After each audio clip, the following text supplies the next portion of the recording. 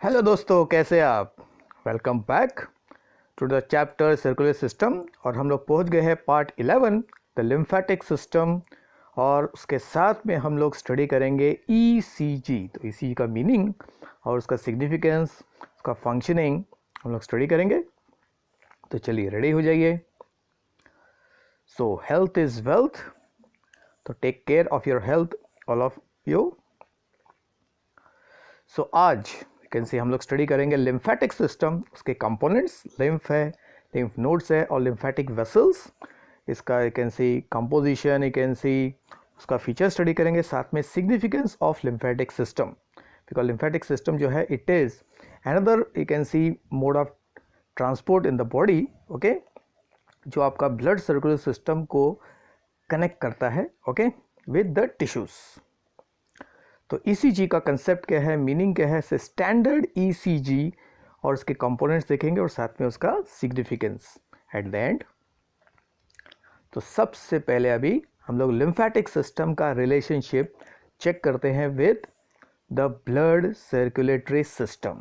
तो can see, तो this picture you can C was presented to you even in the you can see previous video, okay, video number 2, जिसमें हम लोग types of circulation study कर रहे थे। तो मेन सर्कुलेटरी सिस्टम जो है it is the closed blood circular system which is also called double circulatory system, which is complete you can see double circular system, because जो blood है वो इस सिस्टम से नहीं निकलता है, it does not come out, खाली exchange होता है, वो भी कैपिलरी लेवल पे। ओके, लेकिन इसका एक लिमिटेशन है, because in every you can see tissue the capillary can not reach. तो जिन टिश्यू तक इसके कैपिलरी नहीं यू कैन सी जा सकते हैं, तो वहाँ पे lymphatic system you can see blood का काम करता है, ट्रांसपोर्ट का काम करता है। और कुछ चीज़ें जो है ब्लड में यू कैन सी लाने के लिए और ब्लड से यू कैन सी टिश्यू में ले जाने के लिए लिम्फ की ज़रूरत पड़ती है, क्योंकि certain substances can not be exchange directly between capillaries and the tissues.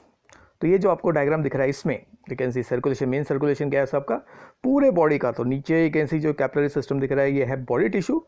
तो पूरे बॉडी का यू कैन सी जो डीऑक्सिजन ब्लड है it is first collected in right auricle, this is right auricle. फिर वहाँ से कहाँ पे जाता है, राइट वेंट्रिकल में। फिर राइट वेंट्रिकल इसको पंप कर देता है into lungs, this represent the lung.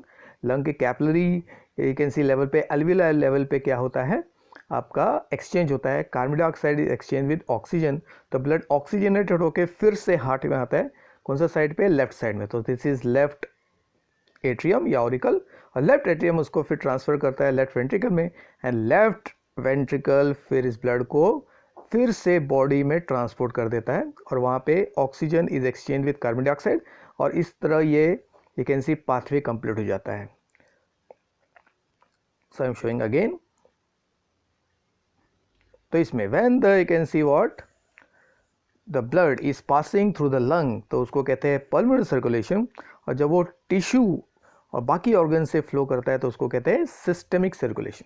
And important thing is that the blood is not in direct contact with the tissue, खाली कैपिलरी लेवल पे ब्लड के सब्सटेंसेस टिश्यू के साथ एक्सचेंज होते हैं, लेकिन फाइनली टिश्यू के हर सेल तक यू कैन सी ब्लड के कंपोनेंट्स को और टिश्यू के कंपोनेंट को ब्लड तक लाने का काम लिम्फेटिक सिस्टम से किया जाता है, क्योंकि लिम्फेटिक सिस्टम कनेक्ट करता है, एक्चुअल कनेक्ट करता है आपके सर्कुलर सिस्टम को बॉडी के टिश्यूज़ के साथ। ओके, तो उधर देखिए, तो उसकी शुरुआत कहाँ से होती है, जो कैपिलरी है, ब्लड कैपिलरी के आसपास ही कैन सी आपका जाल होता है, एक दूसरा जाल होता है जिसको लिम्फेटिक कैपिलरीज का जाल कहते हैं। ओके, और वो फिर एक्चुअली छोटे छोटे गांठ में कन्वर्ट हो जाता है, उसको कहते हैं लिम्फ नोड्स, फिर से बड़े वेसल्स बनते हैं, और finally you can see the substance वापस ब्लड में एंटर करता है थ्रू वेन्स।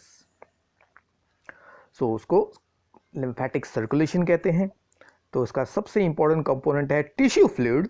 ओके, जो टिश्यू के in between spaces, interstitial spaces में पाया जाता है, जिसको कहते हैं लिम्फ।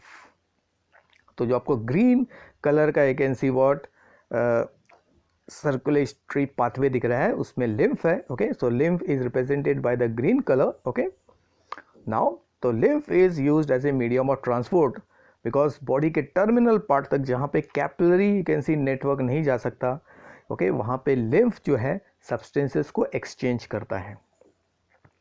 फिर लिम्फेटिक कैपिलरीज, ओके, जो आपका ब्लड कैपिलरी के आसपास रन करते हैं और वो कैन सी जॉइन होके लिम्फेटिक वेसल्स में कन्वर्ट होते हैं, और बीच बीच में होते हैं गार्ड जिसको लिम्फ नोड्स कहते हैं या लिम्फ ग्लैंड्स कहते हैं। और अगर आप लिम्फेटिक वेसल्स को ध्यान से देखेंगे, चेक द, तो यहाँ पे भी वैल्व्स होते हैं। This is one valve, this is second valve, क्योंकि लिम्फ जब वेसल्स में यू कैन सी कलेक्ट होता है तो उसको फिर फॉरवर्ड मूवमेंट में ब्लड की तरफ उसको मूव करना है, तो वो खुद से नहीं जा सकता है। इसके लिए यू कैन सी बीच बीच में वैल्व्स होते हैं जो फ्लूइड को you can C forward direction में पुश करते हैं। तो जिस तरह वेन्स के पास वैल्व्स होते हैं because the pressure in the veins is very less, उसी तरह लिम्फेटिक वेसल्स में भी बीच बीच में वैल्व्स होते हैं। तो चलिए अभी हम लोग थोड़ा डिटेल में देखेंगे हर कंपोनेंट को। तो लिम्फेटिक सिस्टम के कंपोनेंट्स क्या है, तो इसके देखो, ये अभी जो फिगर आपको दिख रहा है पर्सन का बॉडी जिसमें खाली लिम्फेटिक चैनल्स, वेसल्स और नोड्स दिख रहा है, ओके। तो 4 इंपॉर्टेंट नोड्स यहाँ पे आपको दिख रहा है। दिस यहाँ पे जो स्टमक के जस्ट पीछे है, ये आपका सबसे बड़ा लिम्फ ग्लैंड है जिसको हम लोग बोलते हैं स्प्लीन। पर आपके जो हेड है, हड्डी जो है, ओके, हड्डियों के यू कैन सी आसपास भी नेचुरली छोटे छोटे पैचेस होते हैं, लिम्फेटिक पैचेस होते हैं। Then this is heart. तो हार्ट के you can see upper region में पीछे की तरफ यहाँ पर होता है थाइमस ग्लैंड, ओके। और ये जो आपको नेटवर्क जैसा ग्रीन कलर का एक ऐसे ट्यूब सिस्टम दिख रहा है, ये लिम्फेटिक वेसल्स है, और उसमें जो छोटे छोटे, तो आई विल इनलार्ज,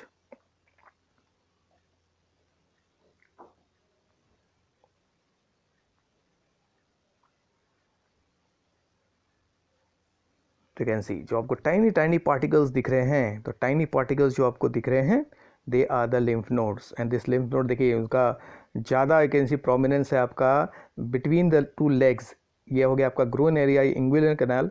फिर आपका यू कैन सी जो आपका आर्म पिट है, इस इलाके में भी नेचुरली बहुत सारे लिम्फ नोड्स होते हैं, और नेक रीजन में भी बहुत सारे लिम्फ नोड होते हैं। तो ये 2 एक इज रेड पैच जो आपको दिख रहा है, रेड पैच, वो है आपका tonsils. It is our tonsils, okay. चलिए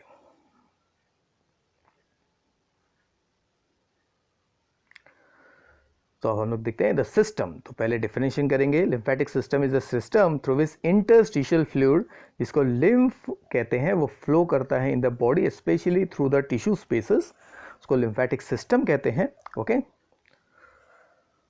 और वो माना जाता है the middle man between blood and the tissue. तो ब्लड के सब्सटेंसेस को टू एंड फ्रो टिश्यू के बीच में सर्कुलेट करने का या ट्रांसपोर्ट करने का काम फाइनली लिम्फेटिक सिस्टम का होता है, क्योंकि वो मटेरियल्स को ब्लड और टिश्यू के बीच में यू कैन सी ट्रांसफ़र करता है। तो उसके 4 कंपोनेंट्स है। तो लिम्फेटिक सिस्टम को हम लोग 4 पार्ट्स में यू कैन सी स्टडी कर सकते हैं। पहला है lymph which is the interstitial fluid. फिर लिम्फेटिक कैपिलरीज, जो ब्लड कैपिलरीज में एंड होते हैं लेकिन ओपन नहीं रहते हैं, they are still closed, okay. Then lymphatic vessels, lymphatic capillaries को जोड़ के जो वेसल्स बनते हैं, large vessel, large lymphatic you can see vessels. और फिर बीच बीच में लिम्फेटिक वेसल्स के यू कैन सी पाथवे में होते हैं छोटे छोटे गार्ड तैयार होते हैं, they are just like junctions और द चेक पॉइंट्स। इसका बहुत ही unique you can see function है जो हम लोग अभी पढ़ने वाले हैं, उनको लिम्फ नोड्स कहते हैं। और जो नोड्स सीक्रेशंस करते हैं, लिम्फ तैयार करते हैं, लिम्फोसाइट्स जो WBC है वो तैयार करते हैं, उनको मैच्योर करते हैं, उनको ग्लैंड्स कहते हैं। चलिए सबसे पहले अभी लिम्फ देखते हैं। तो लिम्फ का बेसिक मतलब होता है इंटरस्टिशियल फ्लूइड, और इंटरस्टिशियल फ्लूइड वो फ्लूइड है जो इंटरसेलुलर स्पेस, सेल्स के बीच में जो स्पेस होता है उसमें अगर कोई फ्लूइड है तो उसको इंटरस्टिशियल फ्लूइड कहते हैं। और ये फ्लूइड स्पेशल है, ये कलरलेस फ्लूइड है। ब्लड लाल होता है लेकिन ये कलरलेस है, जो डायरेक्टली सेल के कांटेक्ट में रहता है। देखो blood is not in direct contact with the cell, but lymph is in direct contact with the cell. तो दैट्स वाई लिम्फ के साथ टिश्यू का direct you can see what relationship होता है, एक्सचेंज होता है। इसका मतलब है टिश्यू से सबसे पहले जो सब्सटेंसेस है वो लिम्फ में जाता है, और लिम्फ उसको लेके आता है नियर द ब्लड कैपिलरीज, और फिर एक्सचेंज होता है। तो okay, in some cases you can see tissue और यू कैन सी ब्लड के बीच में डायरेक्ट एक्सचेंज होता है, but in most of the places it is a lymph which is carrying the substance to each and every part of the body, तो उसका composition क्या है? तो जस्ट लाइक ब्लड के दो पार्ट होते हैं, द सेलुलर पार्ट या living part and non cellular part या non living part. Lymph also has two part. Cellular part में होते हैं WBC, तो मोस्ट कॉमन WBC जो आपको लिम्फ में दिखेगा वो है लिम्फोसाइट। तो lymph actually is composed mainly of WBC and which WBC is generally present in large amount lymphocytes। साथ में मैक्रोफाजेस भी रहते हैं, वो डिपेंड करता है इन्फेक्शियस स्टेटस। और साथ में प्लेटलेट्स और RBC इज एब्सेंट। तो ब्लड में RBC और प्लेटलेट्स होते हैं, लेकिन लिम्फ में खाली WBC होते हैं। उसी WBC में लिम्फोसाइट का नंबर बहुत ज़्यादा होता है। ओके, तो ब्लड में भी लिम्फोसाइट का जो प्रोपोर्शन है it is can see second number पे आता है, वो about 25 to you can see 32% रहता है। लेकिन आपका लिम्फ में lymphocytes is actually in very large amount, about more than 80 to 90% जो सेल्स होते हैं लिम्फ में वो लिम्फोसाइट होते हैं। बाकी मैक्रोफेजेस होते हैं which are tissue monocytes. Than non cellular part में आता है वाटर, जो एक्चुअली ब्लड से ज़्यादा है, 2% ज़्यादा है। ब्लड में वाटर का प्रोपोर्शन 90 से 92% है। लिम्फ जो है इट इज़ 94%, और उसमें डिजॉल्व सब्सटेंसेस जो टिश्यू और ब्लड के बीच में एक्सचेंज करना है वो रहता है। तो generally it oozes out of the blood capillaries and contains all the dissolved substances of what? Blood plasma। तो ब्लड कैपिलरीज में जो भी फ्लूइड लीक होकर टिश्यू स्पेस में जाता है वही लिम्फ बनता है, और उसमें ब्लड प्लाज्मा के सारे सब्सटेंस होते हैं। खाली प्रोपोर्शन के हिसाब से ऑक्सीजन एंड न्यूट्रिएंट का लेवल कम होता है, बिकॉज कैपिलरी से डायरेक्टली कैन सी आसपास के टिश्यू में ऑक्सीजन और न्यूट्रिएंट सप्लाई हो जाता है। डिस्टेंट जो टिश्यू थोड़ा सा दूर है वहाँ तक लिम्फ क्या है ऑक्सीजन और न्यूट्रिएंट्स लेके जाता है। तो दैट्स वाई लिम्फ में ओके ब्लड के comparison come nutrients and oxygen होता है। लेकिन वो टिश्यू में जाने के बाद नेचुरली वहाँ टिश्यूज़ के वेस्ट को कलेक्ट करता है और ब्लड तक लाता है। That's why large amount of carbon dioxide और मेटाबॉलिक वेस्ट लिम्फ में रहता है। तो this is one of the important difference between lymph and what? Blood. चलिए नेक्स्ट इज लिम्फ का फंक्शन क्या है देख लेते हैं। तो लिम्फ जैसे पहले बताया ये ब्लड और टिश्यू के बीच का you can see what? Middle man जैसा काम करता है, यानी कि ब्लड को टिश्यूज़ के साथ लिंक करता है। तो बहुत सारी चीज़ें जो ब्लड और ब्लड से डायरेक्टली टिश्यू तक नहीं पहुंच सकता है या टिश्यू से डायरेक्टली ब्लड तक नहीं पहुंच सकता, तो उसके लिए लिम्फ जो है वो मिडल मैन का काम करता है। ओके, बीच का दुआ है वो। ओके ना, तो तीन इंपॉर्टेंट फंक्शन ले लिम्फ के, बेसिक फंक्शन जो लिम्फ के तीन फंक्शन है। न्यूट्रिटिव फंक्शन, तो it supply nutrients and oxygen to tissues where blood can not reach, जो पहले बताया आपको।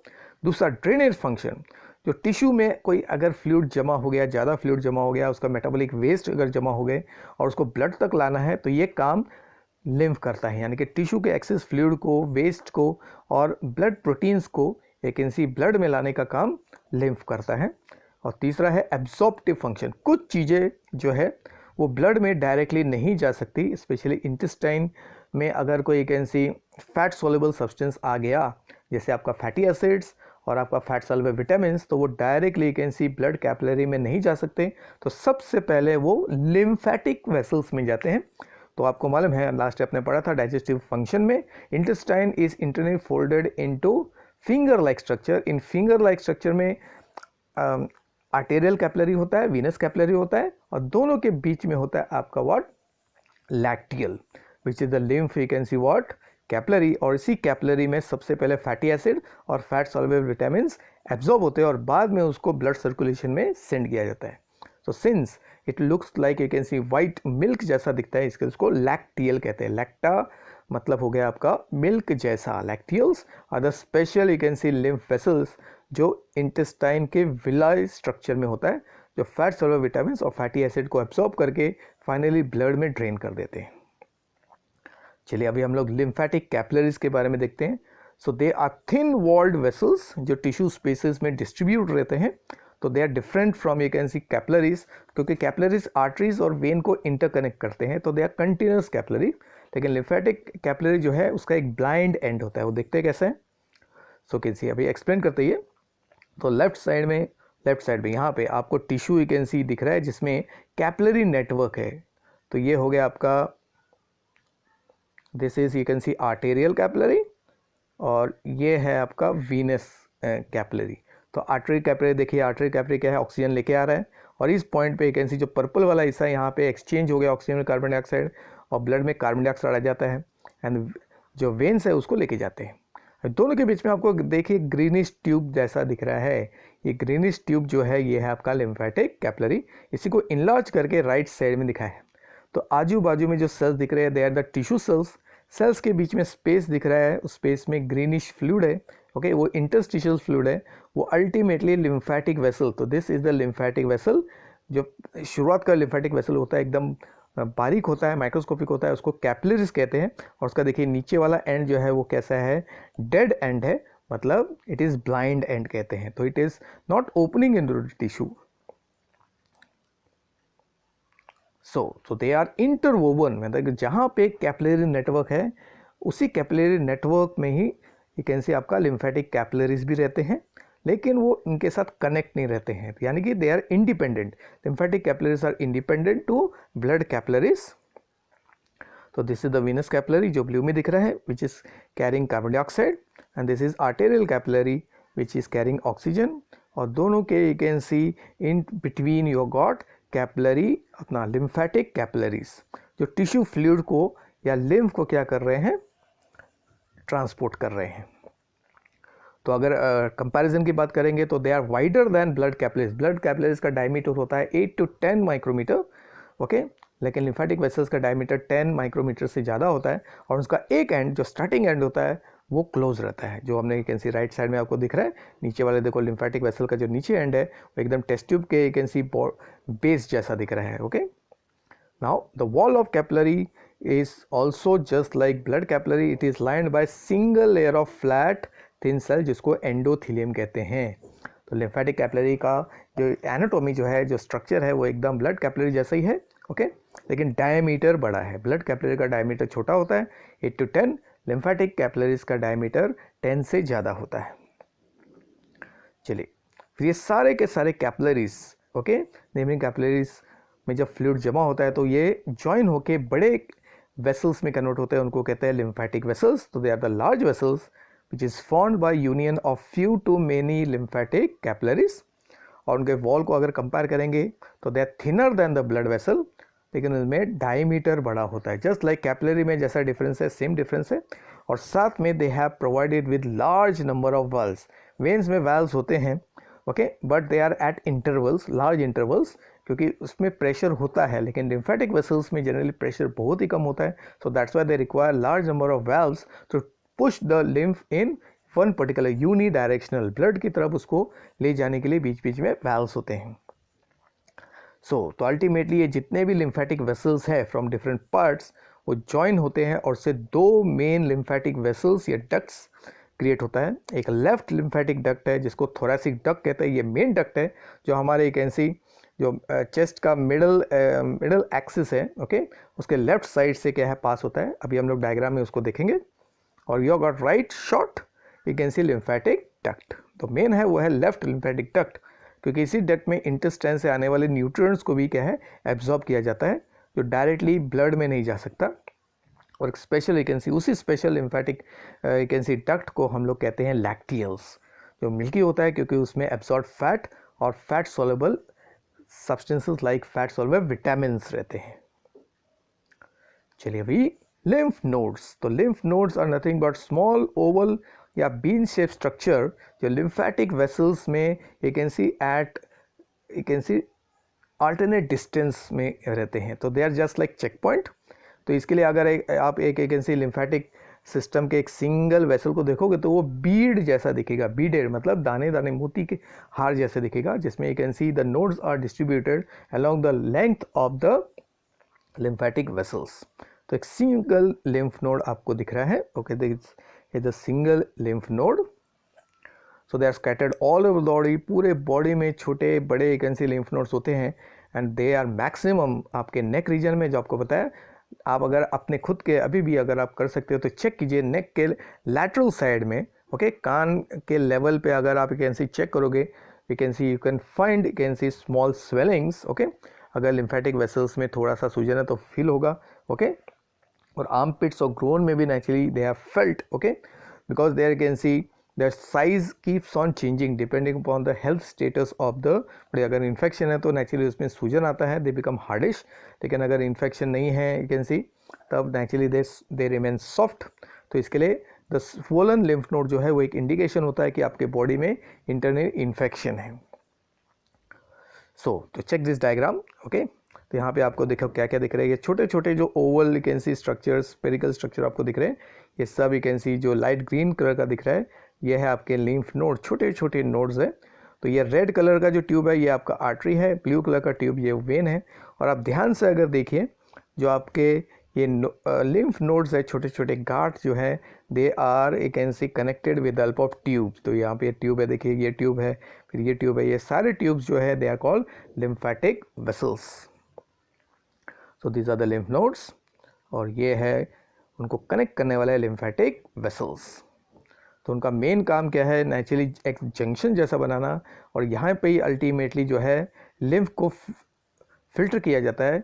तो फिल्टर किसका होता है, अगर उसमें बैक्टीरिया है, फॉरेन सब्सटेंस है, या सेल के डेब्रिस है, सेल, क्योंकि यू कैन सी टिश्यू में सेल के जो डैमेज होते हैं, ओके, कुछ cell you can see injured होते हैं, तो इन इंजर्ड सेल्स के कंपोनेंट को यहाँ पे फिल्टर किया जाता है, डाइजेस्ट किया जाता है, यूजफुल चीज़ों को वापस रीअब्जॉर्ब किया जाता है, ओके, रिसाइकलिंग किया जाता है।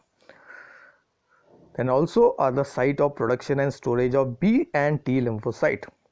तो लिम्फ नोड में ही बी और टी लिम्फोसाइट स्टोर भी होते हैं, उनका प्रोडक्शन भी होता है, ओके। जैसे थाइमस जो है यहाँ पे you can see T lymphocytes तैयार होते हैं, और आपके यू कैन सी बाकी के जो नोड्स है लिम्फ नोड्स में बी लिम्फोसाइट्स तैयार होते हैं, मेच्योर होते हैं, और बी लिम्फोसाइट जो है वो एंटीबॉडीज तैयार करते हैं। तो that's when there is a infection, okay, तब नेचुरली लिम्फ नोड्स क्या होते हैं, दे बिकम मोर एक्टिव। तो उसकी वजह से उसमें थोड़ा सा स्वेलिंग आता है, क्योंकि उसमें बी और टी सेल का नंबर बहुत बढ़ जाता है, और एंटीबॉडीज़ अल्टीमेटली जो फॉर्म होते हैं उसको फिर ब्लड में ड्रेन कर दिया जाता है। तो ब्लड में अल्टीमेटली क्या है, फिर इम्यून सेल्स मतलब लिम्फोसाइट्स एंड एंटीबॉडीज़ जो है जर्म्स को फाइट करते हैं और उसका ट्रांसपोर्ट भी करते हैं। तो दैट्स व्हाई कैन सी आपका लिम्फ नोड्स या lymphatic system is important component of our acquired immunity, क्योंकि हमने पढ़ा है हेल्थ एंड डिजीज चैप्टर में कि आपका जो एक्वायर्ड इम्यूनिटी है totally based on the function of B cell, T cell and the antibodies. So example देखिए, टॉन्सिल जो मैंने आपको बताया, आपके नेक के low you can see upper neck region या below the you can see your lower jaw, अगर आप बैक साइड पे यू कैन सी पुश करोगे तो वहाँ पे आपको दो स्वेलिंग फील होगा अंदर की तरफ, तो ये टॉन्सिल्स हैं, ओके। एंड द टॉन्सिल्स का जो साइज है वो डिपेंड करता है आपका you can see upper respiratory infection या you can see injuries, okay. अगर यू कैन सी ज़्यादा आप शाउट करोगे, ज़्यादा बात करोगे तो अल्टीमेटली थ्रोट में यू कैन सी इन्फ्लेमेशन हो जाता है, और उसको रिपेयर करने के लिए नेचुरली टॉन्सिल्स जो है वो एक्टिवेट हो जाते हैं, ओके। इन्फेक्शन में भी होता है। देन थाइमस, हार्ट के पीछे, इसी थाइमस में टी लिम्फोसाइट्स मेच्योर होते हैं, और spleen is the largest you can see lymphatic you can C node, जिसके बारे में थोड़ा सा हम लोग डिटेल में यू कैन सी स्टडी करते हैं। तो स्प्लीन देखिए is the largest lymphatic gland, और वो रेडिश ब्राउन कलर का होता है, जस्ट लाइक किडनी जैसा ही उसका कलर रहता है। किडनी बाहर से कैसे दिखता है, रेडिश ब्राउन, और हार्ट की तरह दिखता है, और उसका साइज भी एकदम हार्ट जैसा ही है, थोड़ा सा इलोंगेटेड कोनिकल है, क्लेंच फेस मतलब बंद मुट्ठी की तरह ही है। So this is the spleen, और यहाँ पे आपको उसका पोजीशन भी दिख रहा है। तो पोजीशन देखिए कहाँ पे है, ये स्टमक है, स्टमक के पीछे बैक साइड, और इस पोजीशन में हमारा किडनी है, तो लेफ्ट किडनी के ऊपर और स्टमक के पीछे। तो this is the position of your spleen। तो above left kidney and behind what stomach is the position of spleen, और उसका function four fold you can see function है स्प्लीन का, एक एक करके देखते हैं। तो पहला फंक्शन है it is the reservoir of blood, okay. तो about you can see 500 ml blood जो है यू कैन सी स्प्लीन के टिश्यू स्पेसेस में स्टोर रहता है, and it is delivered into the blood when there is loss of blood. जैसे body में अगर खून की कमी हो गई because of you can see some injury, या बॉडी में ब्लड वॉल्यूम किसी वजह से अगर कम हो गया, तो ब्लड के वॉल्यूम को बढ़ाने का एक काम स्प्लीन भी करता है। इन इमरजेंसी वो ब्लड को ये क्या करता है, आपके सर्कुलेटरी सिस्टम में रिलीज करता है। देन इट प्रोड्यूसेस लिम्फोसाइट्स, जो अभी हमने यू कैन सी बताया, ओके।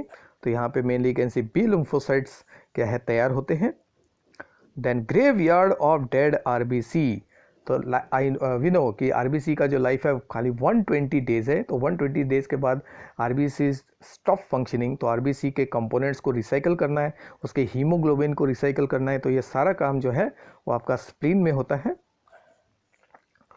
और फिर सबसे इम्पोर्टेंट, एक और इम्पोर्टेंट कि जब लोग अपने माँ के गर्भ अवस्था में अपने डेवलप हो रहे होते हैं, तो उस टाइम पे कैन सी हमारे बॉडी में जो ब्लड फॉर्मेशन है वो स्प्लीन और लीवर में होता है। तो spleen is one of the organ where you can see formation of blood takes place, उसको हिमेटोपोइसिस कहते हैं। ओके तो एम्ब्रियोनिक स्टेजेस में, डेवलपिंग स्टेजेस में स्पेशली आरबीसी जो है वो स्प्लीन में तैयार होता है। ओके एडल्ट्स में अल्टीमेटली स्प्लीन और लीवर का ये काम कौन करता है? रेड बोन मैरो जो बोन्स में होते हैं। लेकिन एम्ब्रियोनिक स्टेज में actually spleen is A haematopoietic, you can see what organ which forms the blood cells, especially you can see what RBC.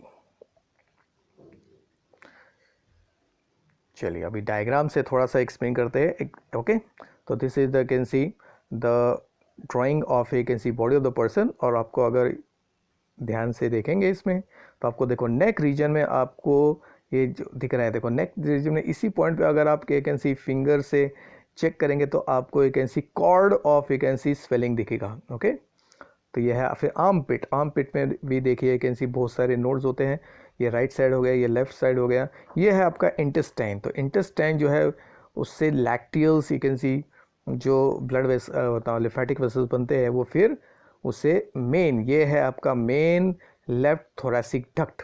Okay ये सबसे बड़ा एक can C thoracic lymphatic vessel है।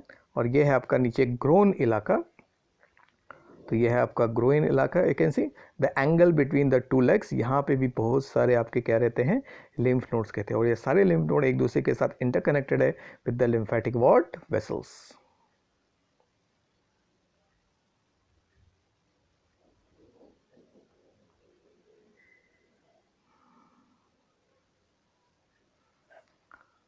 चलिए अब देखते हैं लिम्फेटिक सिस्टम का सिग्निफिकेंस या इंपॉर्टेंस। तो drainage of excess tissue fluid from the extracellular space back into the blood, जिससे फ्लूइड का एक can see what osmotic pressure maintain होता है और सोल्यूट बैलेंस मेंटेन होता है। अगर ऐसा नहीं हुआ तो टिश्यू में फ्लूइड जमा हो जाएगा जिससे इडीमा या सूजन आएगा। ओके तो this is one of the function of lymphatic system. तो next is transport of carbon dioxide and metabolic waste, जो टिश्यू से लिम्फ क्या करता है, डिफ्यूज करता है और उसको वापस ब्लड में कैसे रिलीज कर देता है। And trapping and destruction of microsomes, तो ये लिम्फ नोड्स में होता है जहाँ पे आपके लिम्फोसाइट्स है, मैक्रोफेजेस है। और फिर इंटेस्टाइन से ब्लड में कुछ चीज़ें एब्जॉर्ब नहीं होती डायरेक्टली, एग्जाम्पल आपका fatty acids and fat soluble vitamin, तो इसको tiny can see chylomicron droplets के रूप में कैन सी या small can see fat emulsified fat के ड्रॉप्स लेट्स में कन्वर्ट करते हैं और उसको पहले लिम्फ वेसल्स में, जिसको लैक्टियल्स कहते हैं, उसमें एब्जॉर्ब करते हैं, बाद में फाइनली उसको ब्लड में ड्रेन कर दिया जाता है। And then it is a site of production of lymphocytes, T lymphocyte and B lymphocyte. Finally वो एंटीबॉडीज तैयार करते हैं और उसको टारगेट ऑर्गन जहाँ पे इन्फेक्शन है, ओके वहाँ पे ट्रांसपोर्ट किया जाता है। चलिए तो दिस इज द नोट, तो you can take down again by pausing the video of the composition of the lymphatic system, the lymphatic capillaries, and this is lymph node or glands, the lymphatic vessels, तो उसके right दो you can see main vessel है, right lymphatic and left lymphatic।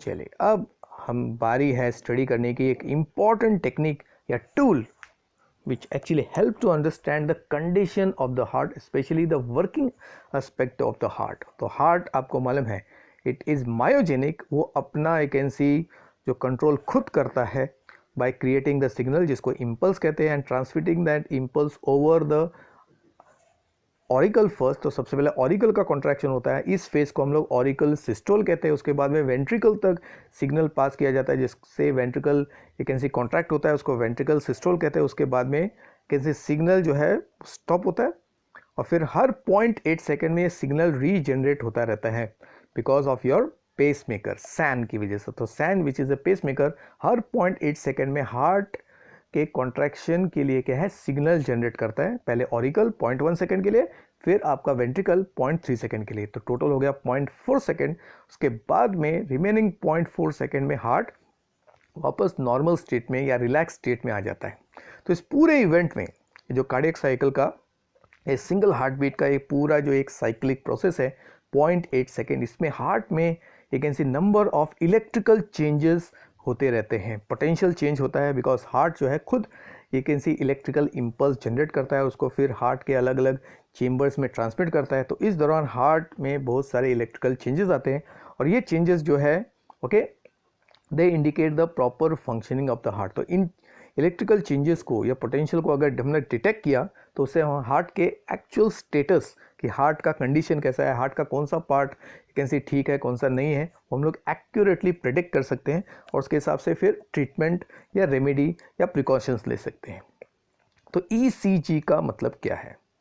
तो this is you can C graph, the typical graph हमको मालूम है, you can सी एक vibration जैसा okay, this is single ECG electrocardiogram. एक सिंगल हार्ट बीट में इस प्रकार का एक पैटर्न, स्टैंडर्ड पैटर्न क्रिएट होता है जिसको आपको डिटेल में अभी स्टडी करना है। तो ECG stands for electrocardiogram. E मतलब electro, the electrical you can see जो चेंजेस आते हैं हार्ट में, कार्डियो मीन्स हार्ट। ग्राम का मतलब होता है पिक्चर, ग्राम का मतलब होता है फोटो, ग्राम का मतलब होता है ग्राफ, ग्राम का मतलब होता है रिप्रेजेंटेशन। तो अभी हम थोड़ा सा टेक्निकल बात करेंगे ओके। यू नो फोटो से बात करते हैं। जब आप फोटो निकालते हो तो that photo, that picture which you generate, उसको फोटोग्राम कहते हैं। रिमेंबर, जो फोटो हम लोग एक दूसरे को दिखाते हैं, चाहे वो कैमरा में है या आपने कैन सी प्रिंट किया हुआ है, तो दैट इज द फोटोग्राम। फिर जिस इंस्ट्रूमेंट से, जिस डिवाइस से आप फोटो निकालते हो उसको कहते हैं फोटोग्राफ। तो be careful, don't get confused okay, क्योंकि जनरली हम लोग अपने फोटो को क्या बोलते हैं, उसने फोटोग्राफ निकाला, दैट इज एक्चुअली रॉन्ग। तो फोटोग्राफ में ग्राफ वर्ड का मतलब होता है इंस्ट्रूमेंट या मशीन या डिवाइस। तो photograph is actually that camera. तो कैमरा का असली नाम है फोटोग्राफ। तो मशीन जिससे कोई कैन सी इमेज क्रिएट होता है या ग्राफ क्रिएट होता है उसको ग्राफ कहते हैं, और जो टेक्निक है उसको ग्राफी कहते हैं। तो ग्राफी मीन्स टेक्निक। तो तीन वर्ड यू कैन सी जो आपको ध्यान देना है, ग्राम मतलब फोटो, ग्राफ मतलब मशीन या डिवाइस, और ग्राफी मतलब technique. Because if the question is asked on the statement तो you should not write the vice versa. तो ECG generally stands for electrocardiogram, मतलब हार्ट में जो इलेक्ट्रिकल चेंजेस आ रहा है उसका पैटर्न या जो ग्राफ क्रिएट होता है ओके यूजिंग ए मशीन, उसको हम लोग ECG कहते हैं। तो उसका भी प्रॉपर डेफिनेशन क्या है? तो ECG is the graphical record या रिप्रेजेंटेशन ऑफ इलेक्ट्रिकल वेरिएशन या पोटेंशियल या electrical activities produced in the heart during one single heart beat और कार्डियक साइकिल। तो एक single heart beat means a single cardiac cycle जिसमें तीन phases हैं, auricle का सिस्टोल, फिर वेंट्रिकल का सिस्टोल, बाद में जॉइंट डायस्टोल। इन तीनों फेजेस में हार्ट में जो चेंजेस आते हैं उसको हम लोग ECG से रिप्रेजेंट कर सकते हैं, या ECG इन तीनों इवेंट्स को रिप्रेजेंट करता है। तो इस टेक्निक को क्या कहते हैं, जो भी बताया, इलेक्ट्रोकार्डियोग्राफी। देखो ग्राफी का मतलब होता है टेक्निक। तो जिस टेक्निक से ECG ऑब्टेन करते हैं या ग्राफ ऑब्टेन करते हैं उसको इलेक्ट्रोकार्डियोग्राफी कहते हैं। और इलेक्ट्रोकार्डियोग्राफ अभी बताया मैंने, ग्राफ का मतलब होता है इंस्ट्रूमेंट, डिवाइस, मशीन जो ECG को रिकॉर्ड करता है। तो that is also called ECG machine.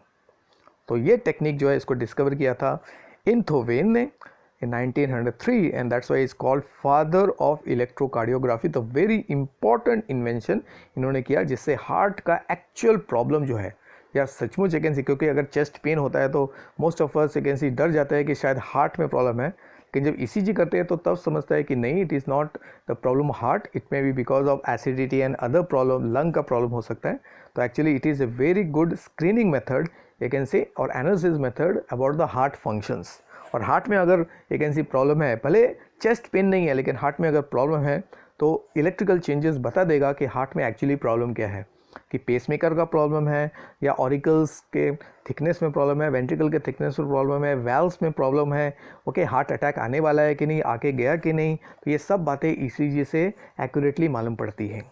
So that's why ECG is one of the important test or diagnostic tool, okay, for the doctor to indicate the patient's condition. अगर वो heart का problem लेके doctor के पास आता है. चलिए अभी methodology देखते हैं. शॉर्ट में कैंसी आपको बताने जा रहा हूँ मैं. तो ऐसे कैसे करते हैं, तो इसके लिए आपको ECG मशीन चाहिए. तो ECG मशीन में क्या क्या होते हैं, तो उसमें होता है 5 या 5 से ज़्यादा सेंसिटिव इलेक्ट्रोड्स. तो मिनिमम 5 चाहिए. और इलेक्ट्रोड जो है वो चेस्ट के आसपास और बॉडी के अलग पार्ट में एक ऐसी अटैच किया जाता है और वो सिग्नल, इलेक्ट्रिकल सिग्नल्स को वो क्या करते हैं, कैप्चर करते हैं. साथ में सेंसिटिव गैल्वेनोमीटर जो इन इम्पल्सेस को जो मिली वोल्ट्स में रहते हैं उसको एक ऐसी रिसीव करते हैं.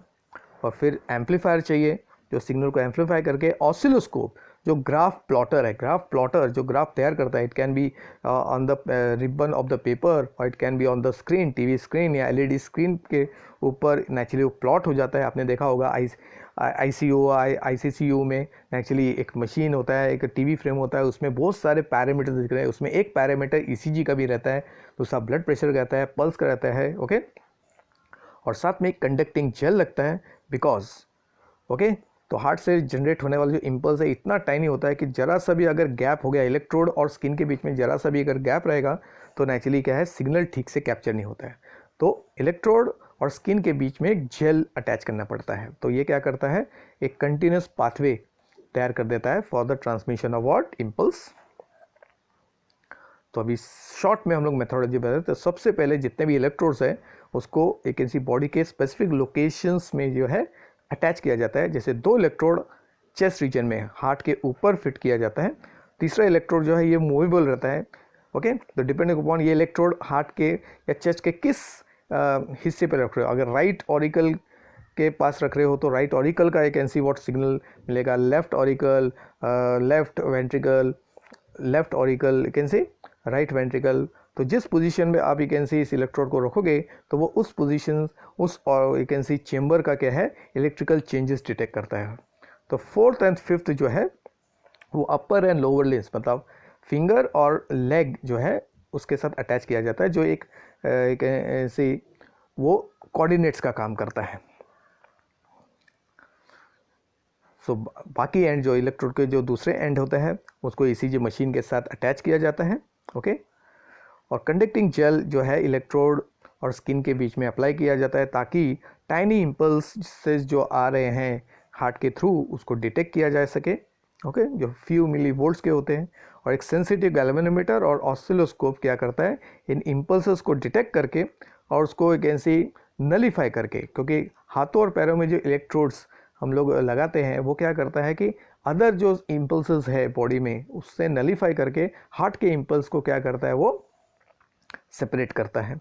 और फाइनली कैसे एक पैटर्न कैसे ग्राफ पेपर पे या स्क्रीन पे डेवलप हो जाता है, उसी को ECG कहते हैं, जिसको हम लोग स्टोर भी कर सकते हैं, ये रिकॉर्ड भी कर सकते हैं. चलिए अभी ECG जो है इसका डायरेक्ट रिलेशनशिप कार्डियक साइकिल है. तो कार्डियक साइकिल मतलब जो चेंजेस आते हैं हार्ट में व्हेन इट इज़ वर्किंग, तो उसी चेंजेस के हिसाब से ECG का जो ग्राफ है उसमें भी चेंजेस आता है. तो ये देखिए, तो ये लास्ट टाइम भी मैंने कैसे आपको बताया था ये चार्ट. तो देखिए, तो मेन फेज जो है 3 है. पहला है एट्रियल कॉन्ट्रैक्शन, फिर वेंट्रिकुलर कैंसी कॉन्ट्रैक्शन, फिर वेंट्रिकल कॉन्ट्रैक्शन का सेकेंड फेज और बाद में डायस्टोल का फेज. तो ये हो गया इनिशियल 0.1 सेकेंड, ये है, ये पूरा हो गया 0.3 सेकेंड और ये हो गया आपका व्हाट रिमेनिंग 0.4 सेकेंड, ओके. तो उसके हिसाब से देखिए, तो पहला वेव जो इसी ये लाइन है, this is the line of ECG, ये बेस लाइन है, तो उसमें फ्लक्चुएशन आपको दिख रहा है. तो पहला जो वेव क्रिएट होता है वो P वेव है. उसके बाद में नीचे से फिर ऊपर स्पाइक जैसा होता है, this is the start of the ventricular what systole. और उसके बाद में जब रिलैक्स होने का फेज चालू होता है तो एक दूसरा वेव क्रिएट होता है. तो ये स्टैंडर्ड एक ऐसी वेव आपको दिखता है. चलिए कंपोनेंट्स देखेंगे, ओके, ECG के कंपोनेंट्स.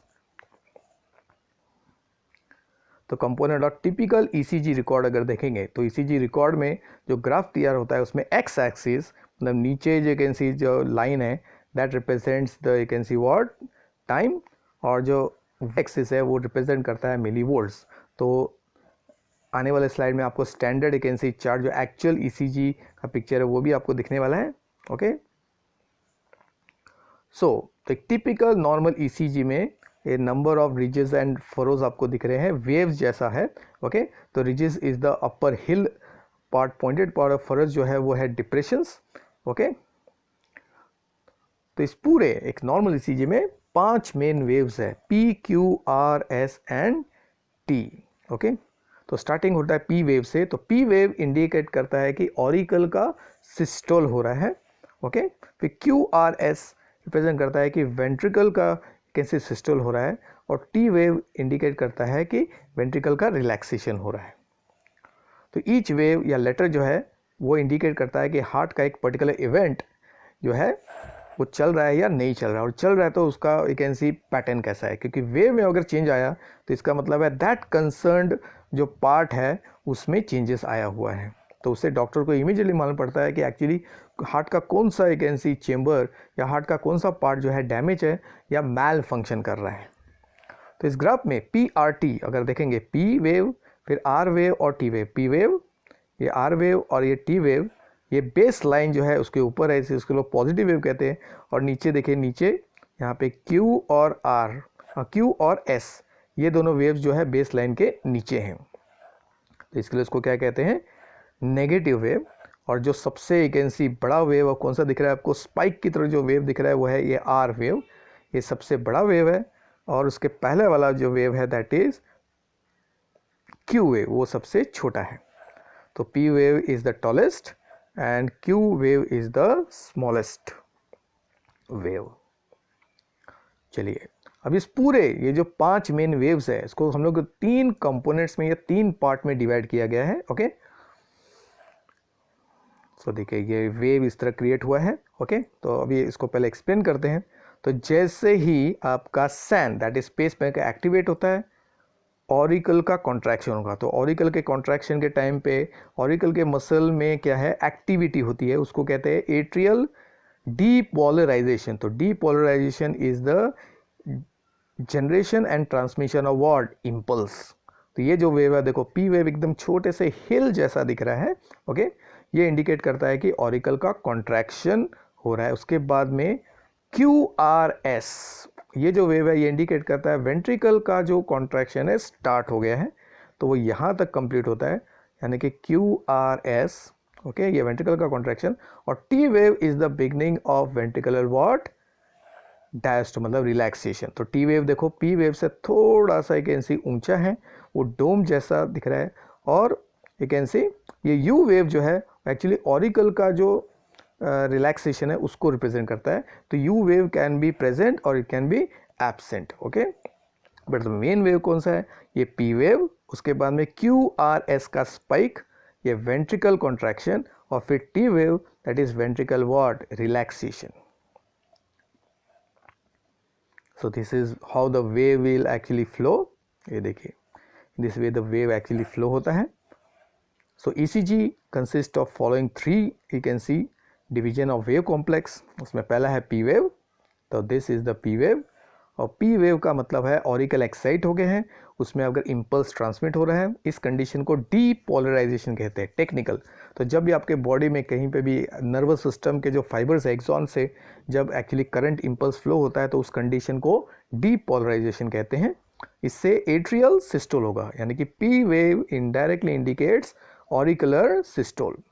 तो एक इंपॉर्टेंट सिग्निफिकेंस है, अगर पी वेव नहीं दिख रहा है, अगर किसी का आपने ईसीजी निकाला और उसमें पी वेव नहीं दिख रहा है, इसका मतलब है जो साइनो एट्रियल नोड है, पेस मेकर है, वो सिग्नल जनरेट नहीं कर रहा है। तो एक ECG without P wave okay indicate करता है कि सैन जो है वो डिफेक्टिव हो गया है, वो सिग्नल जनरेट नहीं कर रहा है। तब एवीएन को जो है इंपल्स जनरेट करना पड़ता है। तो क्यू आर एस कॉम्प्लेक्स जो है which is just like A spike, ये इंडिकेट करता है वेंट्रिकल का डीपोलराइजेशन है, यानी कि वेंट्रिकल जो है वो एक्साइट हो रहे हैं और उससे वेंट्रिकल क्या है, सिस्टोल होगा, मतलब वो कॉन्ट्रैक्ट होगा। तो this is the beginning of the ventricular wall systole, QRS। And finally T wave जो है, this is the T wave, जो पी वेव से थोड़ा सा ऊंचा है। ये इंडिकेट करता है कि वेंट्रिकल जो है वो रिलैक्स हो रहे हैं, जिसको डायस्टोल कहते हैं। और जब यू कैन सी कोई भी टिश्यू फिर से नॉर्मल स्टेट में आ जाता है तब उसको कहते हैं रीपोलराइजेशन। क्या कहते हैं, रीपोलराइजेशन। तो एक्टिवेटेड स्टेट को कहते हैं डिपोलराइजेशन, और you can see inactive state को क्या कहते हैं, रीपोलराइजेशन, मतलब back to you can see original state. तो this is the note which you can take down अगर आपको डिटेल में पूछा गया पी वेव। और पी वेव जो है कैन सी, अब देखो नोट्स में देखो, उसको पी क्यू सेगमेंट भी कहते हैं, पी क्यू इंटरवल भी कहते हैं, क्योंकि ये जो टाइम है पी से लेके क्यू, ये पूरा टाइम है ऑरिकल का सिस्टोल का। फिर QRS एज इट इज़। और टी वेव जो है देखो एस और टी, तो एस और टी का बाद जो सेगमेंट है ये आपका वेंट्रिकल का क्या है, रीपोलराइजेशन का स्टेट है। जब स्टैंडर्ड ग्राफ देखते हैं तो ECG को आप दूसरे तरीके से अगर रिप्रेजेंट करना है तो it is a graphical representation of electrical activity of the heart during a cardiac cycle या हार्ट बीट। तो अभी हमने खाली कैंसी खाली वेव्स को देखा।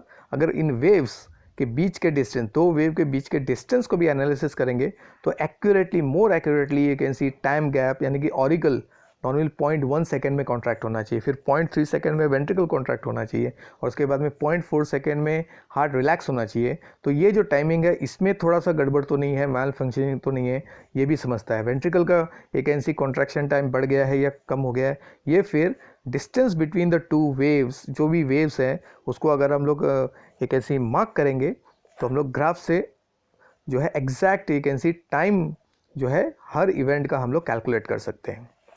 सो this is one of the chart, you can go and analysis this, ये आपके लिए है। ओके, तो यू कैन सी एक सिंगल वेव दिख रहा है, ये पी वेव, तो यहाँ से you can see P wave, फिर आपका QRS, फिर आपका टी वेव, और फिर से यहाँ से पी वेव स्टार्ट हो जाएगा। ओके, तो ये जो पूरा एक पी वेव से दूसरा जो पी वेव है उसके बीच का जो ये टाइमिंग है, ये है सिंगल हार्ट बीट का यू कैन सी टाइमिंग, जिसको पी इंटरवल भी कहते हैं। एकदम बॉटम में आपको यू कैन सी दिख रहा है P interval, that represent the single you can see heart beat event. फिर उसमें देखिए पी क्यू सेगमेंट इतना दिख रहा है, पी वेव और क्यू वेव के बीच वाला सेगमेंट, फिर एस वेव और टी वेव के बीच का सेगमेंट, देन टी वेव और पी वेव के बीच का सेगमेंट। सो दीज सेगमेंट्स जो है इसका जो डिस्टेंस है that is very significance. Then ये जो आपको दिख रहा है ये है आपका टी वेव का ड्यूरेशन, ये है पी वेव का ड्यूरेशन, और ये है आपका QRS का ड्यूरेशन। तो ओके, तो जब हम लोग यू कैन सी टाइम से the distance between the wave को कैलकुलेट करते हो तो accurately you can C her event का टाइमिंग जो है हम लोग कैलकुलेट कर सकते हैं। और भी मॉडर्न जो इंस्ट्रूमेंट्स रहते हैं उसमें ये सारे यू कैन सी जो पैरामीटर है ऑटोमेटिकली प्रिंट होके आता है। So this is there in you can see 12 standard textbook. Okay, so दो you can see wave, complete wave दिख रहा है, पी वेव QRST कॉम्प्लेक्स, और ये टी वेव, फिर पी वेव QRS कॉम्प्लेक्स, और बाद में फिर से टी वेव। ओके, तो same you can see analysis है। ये दो यू कैन सी ये RR इंटरवल है। ओके, जैसे यहाँ पे हम लोग ये PP इंटरवल कर देख सकते हैं, तो यहाँ पे R और R इंटरवल है, तो बहुत सारे पैरामीटर्स कर सकते हैं। फिर ऊपर देखिए इतना जो सेगमेंट है ये एट्रियल कॉन्ट्रैक्शन का सेगमेंट है, और इतना जो सेगमेंट है वो आपका वेंट्रिकल कॉन्ट्रैक्शन का सेगमेंट है, और फिर ये हो गया आपका व्हाट, डायस्टल फेज, ये डायस्टल फेज है। चलिए अब देखते हैं ECG का यूज या उसका significance, how ECG can be so you can C effective in understanding the functioning of the heart. तो क्या क्या डिटेक्ट हो सकता है ECG के एक्यूरेट एनालिसिस से, तो वन बाय देखते हैं। तो सबसे इम्पोर्टेंट है हार्ट का कोई भी एबनॉर्मल कंडीशन अगर है तो उसको ECG के ज़रिए हम लोग पिन पॉइंट कर सकते हैं कि एक्चुअली कैन सी प्रॉब्लम कहाँ है। जैसे हार्ट का कोरोनरी आर्टरी डिजीज़, जो नेक्स्ट वीडियो में आप लोग पढ़ने वाले हो, तो हार्ट के आर्टरीज अगर वो ब्लॉक हो गए तो उससे जो डिजीज़ डेवलप होता है उसको कोरोनरी आर्टरी डिजीज़ कहते हैं। तो इससे हार्ट की एफिशिएंसी, फंक्शनिंग, फिर कौन सा पार्ट इसके वजह से डैमेज हुआ, ऑरिकल हुआ है, वेंट्रिकल हुआ है, तो उसके पैटर्न में चेंज आएगा कोरस्पॉन्डिंग। फिर मायोकार्डियल इस्चीमिया, मायो मतलब मसल, कार्डिया मतलब हार्ट। हार्ट के मसल्स को अगर ऑक्सीजन ठीक से नहीं मिल रहा है, ज़्यादा एक्सरसाइज करने की वजह से या you can C hilly areas में जाने की वजह से ऑक्सीजन की कमी हो सकती है, ओके, या द इंटरनल कंडीशन है ब्लॉकेज की वजह से ऑक्सीजन की कमी हो सकती है, तो वो कंडीशन से हार्ट का जो ये ईसीजी पैटर्न है ये क्या होगा, चेंज हो जाएगा, okay. Then myocardial infection, the most dangerous against heart disease, जिसको हम लोग कैन सी सिंपल टर्म्स में कहते हैं हार्ट अटैक। तो हार्ट अटैक आने वाला है या हार्ट अटैक आके गया, ये ईसीजी से क्या है डिटेक्ट हो सकता है, ओके, कुछ हद तक। एंजीना पेक्टोरिस, जब हार्ट को ठीक से ऑक्सीजन सप्लाई नहीं मिलता है तो एक पेन जनरेट होता है चेस्ट में, उसको एंजाइना पेक्टोरिस कहते हैं, ओके। तो ये भी एक कैन इसका भी इंडिकेशन ईसीजी से मिलता है। दैन ब्रैडीकार्डिया एंड टैकीकार्डिया, तो ये जो आर वेव है ये पी वेव है, इसका जो रिपीटेशन है, इसका जो डिस्टेंस है आर आर इंटरवल और पी पी इंटरवल, वही पल्स को या एक कैन दो हार्ट बीट के बीच के जो टाइमिंग है, ओके, गैप को डिनोट करता है। तो जनरली वो 0.8 सेकेंड होना चाहिए। तो अगर बहुत नज़दीक नज़दीक ग्राफ बन रहा है मतलब वो टैकीकार्डिया है, दूर दूर ग्राफ बन रहा है तो उसको ब्रैडीकार्डिया करते हैं, यानी कि you can see heart beat slow है या फास्ट है, वो भी ईसीजी से क्या है डिटेक्ट होता है। फिर हार्ट ब्लॉक या कार्डियक अरेस्ट, हार्ट ब्लॉक मतलब जो इम्पल्स है अगर वो फ्लो नहीं हुआ हार्ट के you can C conducting system से, तो उसको हार्ट ब्लॉक कहते हैं। और कार्डियक अरेस्ट मतलब किसी वजह से हार्ट जो है सडनली स्टॉप्ड बीटिंग, तब क्या होगा, आपको खाली आइसो इलेक्ट्रिक लाइन या बेस लाइन ही दिखेगा। तो अगर आपको तो मालूम है ना कि अगर जैसे स्क्रीन में दिखता है एक सिंगल लाइन दिख रहा है तो डॉक्टर बोलता है कि पर्सन का हार्ट बंद हो गया, तो हार्ट स्टॉप हो गया, तो वो हार्ट ब्लॉक की वजह से या कार्डियक अरेस्ट की वजह से होता है, ओके। तब नेचुरली फिर immediately you can C electrical stimulation या चेस्ट को क्या है प्रेस किया जाता है ताकि हार्ट फिर से स्टिमुलेट हो जाए, या यू कैन सी इंजेक्शन दिया जाता है adrenaline and other you can C medicine दिया जाता है इमीडिएटली ब्लड में। चलिए, फिर ईसीजी जो है it is also helpful in analysis of heart function.